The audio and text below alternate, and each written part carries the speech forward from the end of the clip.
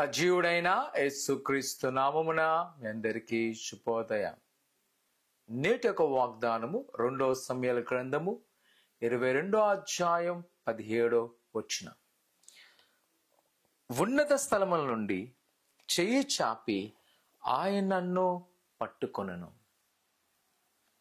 భక్తుడైన దావీదు గారి జీవితంలో విస్తారమైన అనుభవాలను మనం చూసినప్పుడు ఒక అనుభవకరమైన కీర్తన, ఉన్నత స్థలముల నుండి తన చేయి చాపి నన్ను విడిపించును, రక్షించును, బలపరచును.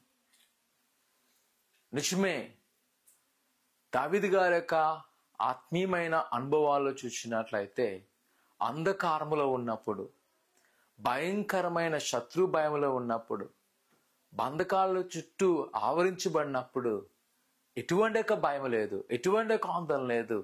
ప్రభు తనకు సహాయం చేస్తున్నాడు, ప్రభు తన్ను నడిపించున్నాడు, ప్రభు తన్ను బలపరుచున్నాడు.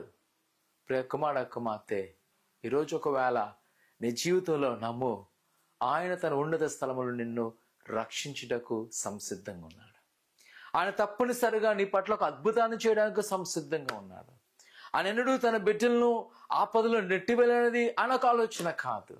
వారిని ఎప్పుడు కూడా ఏదో విధంగా నాశనించాలనేది కాదు. కానీ ప్రతి శ్రమలో, ప్రతి కొదువులో, ప్రతి దుఃఖములో ద్వారా వారిని ఇంకా ఉన్నతమైన స్థాయికి తీసుకురావాలన్నదే ప్రభు అయిన యేసుక్రీస్తు యొక్క ఉద్దేశమైనది.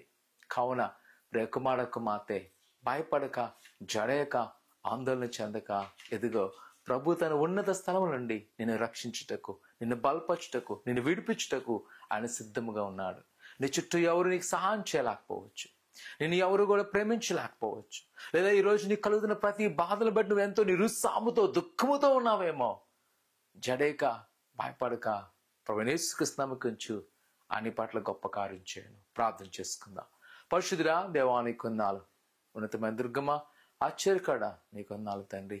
నీ బిడ్డలైన వారు మీరు జ్ఞాపకం చేసుకొని నీ దీవెనాన్ని ఆశీర్వాదముతో నింపండి. నీ కృపాక్షాలతో బలపరచుమడుతున్నా దేవా నీకు వందనాలు. అయినా నువ్వు మాత్రమే అద్భుతం చేయగల దేవుడు ప్రభా. నువ్వు మాత్రమే ఆశ్చర్యమైన కార్యం చేయగల దేవా.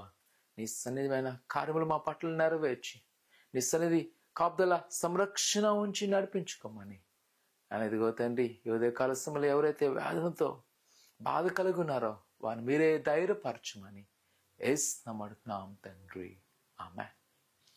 ప్రభువైన యేసుక్రీస్తు మీతో ఉన్నాడు. భయపడకుండా ముందుకు వెళ్ళండి.